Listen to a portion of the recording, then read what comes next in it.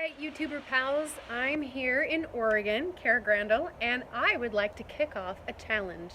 And this is kind of the stuff that pickles around in my brain, and so I wanted to make it into something that I could hear what was happening on your farms or your backyard gardens or your kitchen gardens, and maybe share some learning or enjoy an adventure with you. So I'm calling it the Great Garden Experiment 2019. It's a challenge. And so here's the three questions that I would like participants to answer. And I am going to actually tag a few folk and I'll list them off at the end. So here is the three questions. We want to keep it simple, but your answers can be broad and far reaching because the whole point is to have a little fun experimenting together. Because it is an experiment challenge, right? So the first one is, what are you trying for the first time? And I will be showing my answers in just a second. My cat just about biffed it. So, old man George, he's such an old guy. This is George, and he's like 16 years old. Hey, mister. He just wants some love. That's all he wants. Old man wants some snuggles. And then the second one is, in the Great Garden Experiment Challenge, is what are you gritting and determined to conquer? What is it that you're taking on? What has frustrated you that you are absolutely determined to figure out the secret of and keep working towards in your garden this year, 2019?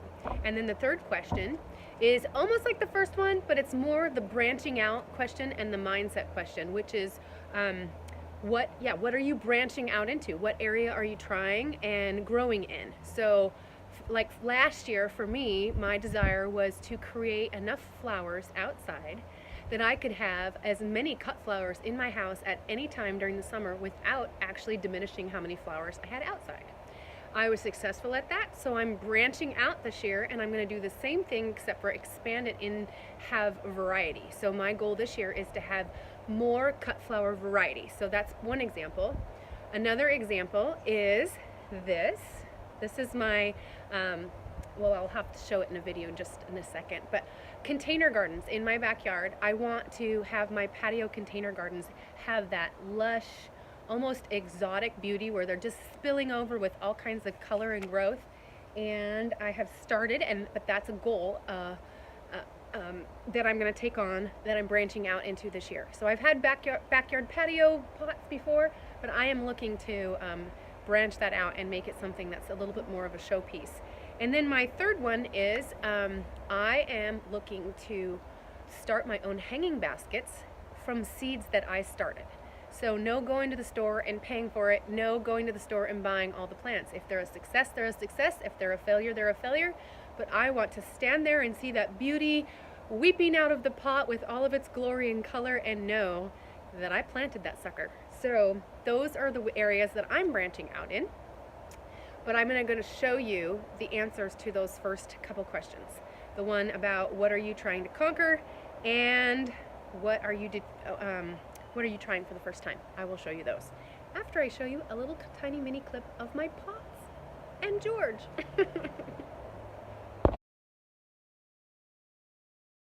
Showed this a little bit before, but this is the progress that I'm making. These pots are actually on the patio, but I always consider those pots back there part of my patio decoration as well, even though they're farther than my patio. And then over here, and I might add to them, but see, my hostas are already coming along, and these snapdragons I planted from seed and they wintered over, and I actually have a poppy that's getting ready to bloom away, and all this stuff was sown by me. So I'm looking for that really thick, full, lush patio experience, and to continue adding to that would just be part of my garden experience 2019. So if you've watched my videos at all, you know that I have quite a few things that I'm doing for the first time, and part of that is because of the learning with my Back to Eden style mulch method. I get to do more like winter gardening and stuff like that, which I never done before. But I also I'm new this year to like really doing a succession planting and things like that. So I'm looking forward to that. I have talked before about my winter potatoes. I actually showed that in the last video I did where I was exploring if there's really weeds in a Back to Eden garden or not. And I will probably video some footage of my new strawberry bed. And one of the things I did in there that was for the first time is I actually grew strawberry plants from the seeds that were on a strawberry that I bought from the store that were local, because we have really good local berries. So I'm assuming that the people who grew those berries only grow those berries because around here that's how that works. They're local and it would be good. So I'm assuming that there won't be any cross-pollinating and I'll get a true variety out of that. But who cares if I don't, because it's going to be a strawberry that I started from seed, and I think that's pretty cool. So I'm going to show you in here in my greenhouse, which I'm playing around in, 2 other things that I am trying for the first time, and you can wish me luck on. They are a challenge for sure, and we'll see if I get a success or not. Thing is these 2 buckets here, and there is nothing coming up in them, and that doesn't bode well. But those are asparagus from seed. Wah, wah, wah. They've been in there a while, and I am assuming that it must be hard to grow asparagus from seed, because see, all of these other things are coming up all lovely and beautiful and healthy and strong, and yet there's nothing coming up. Now I could go to my store and I could buy the asparagus root, and I might have to, but I really want that satisfaction of, you know, just being patient. I feel like my experience with patience is starting to stretch out into every area of my life. And here is the other one. So this one's a little bit more exciting, but this is a first-time challenge to me, and it's goji berry. So these are goji berry seeds, and so I'm actually growing my own little plants here, and they thrill me. So we'll see if we can actually get these to grow up to a mature enough that they can actually be planted out. Wouldn't that be something? Okay, so that's my challenge. So my most frustrating, grit-determined thing that I am trying to take on is growing carrots. Now, I've grown carrots successfully in the past, but I think that the last handful of years, it's been extra rough, and I don't know if that has to do with adding the mulch and the extra good nutrients to my soil or what, or slugs. I'm pretty sure it's slugs. So this year, there's actually a bucket of carrots right there in the corner. So containers, I don't care. Planting outside, I don't care. I want carrots and more carrots. And so we shall see. So last year I had a few carrots that grew inside in pots like these, but they were tiny. They were like this big. So to me that doesn't count as a carrot when you can't like eat it. I mean, they were like little toppings for a salad or something. So this one is actually boding well, and I actually have a lot planted out in my garden already that are doing okay, but I'm definitely having to protect them against Slugmageddon again. And so you'll probably hear me talk about that, bellyache about that a little bit more, but that is one of those things I'm very determined. Carrots are just like so easy and so fun, and what an addition to the household, right? So we got to go for that. So one thing I didn't mention on my mindset that I wanted to work on is bees. So in the branching out factor, I've been intimidated by bees. And but it turns out that my dad has raised bees before, but it's been a while since he's had a live hive because they didn't make it through the winter for one reason or another. So he is telling me that he will let me use his equipment at my house, set up my thing, and he would just kind of help me learn and grow. And I have to admit, I'm a little intimidated because there's a lot of brain power to me that goes into making sure those animals are well taken care of. They seem a little more complicated than ducks and chickens and all of that. And, you know, doing the writer thing, I kind of have like story in my head, and so sometimes I'm like, oh, do I really want to learn one more thing? But I really do. I grew up with a grandpa who had multiple beehives, and I have that fun memory of going over to his house and going in where he kept his bees. And also he would always have a big, huge gallon-sized jar filled with cubes of honeycomb with the honey still in it. So we would take tongs and take a piece and then chew the wax like gum for the rest of the day. And I really kind of want that experience. There's nothing that tastes better than wild honey, especially Oregon grown wild honey, because there's just so much flowers and everything for them to draw from. So I'm going to try for that. I saw a video from Off the Grid with Doug and Stacy that they had a special guest come in and talk about how to catch a wild hive.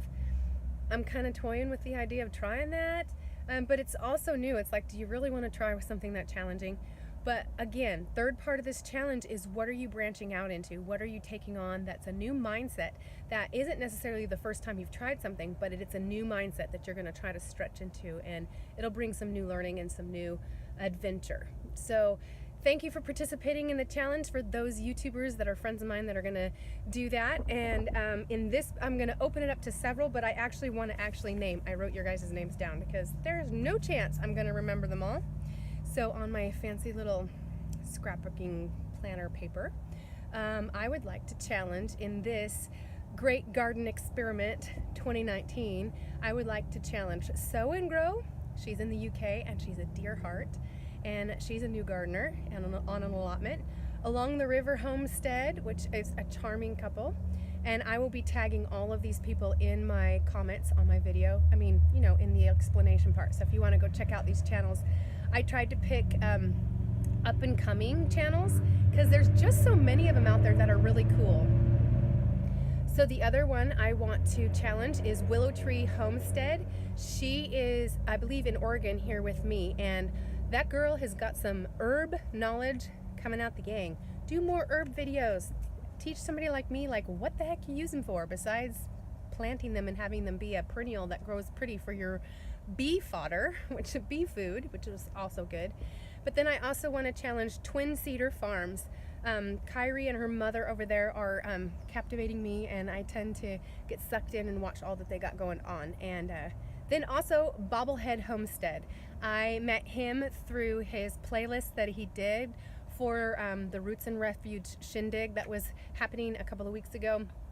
And he has this huge project, and one of the things I really appreciate about him is that he is just kind of taking life as it comes. He's not in a hurry, and I really like that because if your garden actually turns into a chore and into work, then it kind of loses some of its luster for me. You know, I got enough work, I got enough disciplines and challenges. I kind of want the garden to stay a joy, even though there's definitely, you know, the dishes and the laundry and the cleaning of the toilet side of the garden, you know, trying to keep things in order. I mean, we should all give ourselves a pat on the back. When I see all those pictures that are floating around on Instagram or coming up on the different groups that I'm in of these beautiful put together gardens, I'm always like, you should give yourself a pat on the back because they don't stay clean. They kind of get cluttery and messy like you know, like your regular house. And there's something to be said about that whole pride of ownership and making it look nice.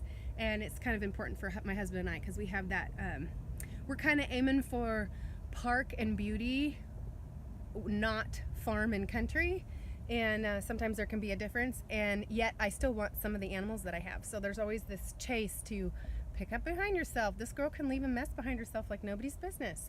So there's the challenge, and if any of you do this challenge, even though I didn't mention your name, please, please, please tag me in it. I'm so loving the community that I'm finding here on YouTube.